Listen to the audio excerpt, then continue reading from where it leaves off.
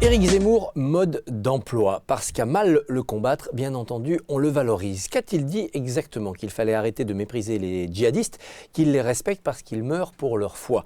Bien entendu, c'est un raccourci. C'est regarder un seul côté de la médaille. Ce sont d'abord des gens qui tuent. Et pas pour leur foi, pour une espèce de sauvagerie qui a été habillée d'une certaine foi, récupérée par des mentors islamistes le plus souvent. Sans compter, bien entendu, les problèmes psychiatriques de ces gens-là, ne nous attardons pas.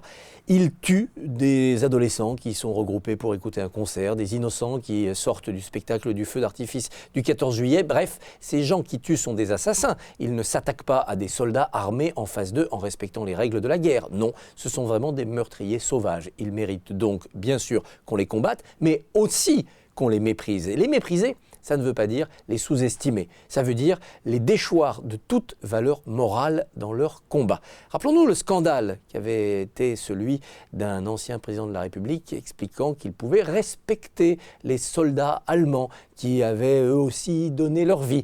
Quel scandale! Comment respecter des gens qui servaient le nazisme? On est exactement dans la même erreur de langage pour Éric Zemmour. Mais pour combattre Éric Zemmour, il faut aussi regarder sous ses propos provocateurs ce qu'il y a d'intéressant. Et il nous dit qu'en effet, les démocraties, elles, ne sont plus capables de mourir pour leurs valeurs. Et c'est assez exact. Nous n'avons pas envie de mourir pour Raqqa, pour Mossoul, pour Alep, pas même pour Riga ou pour Kiev.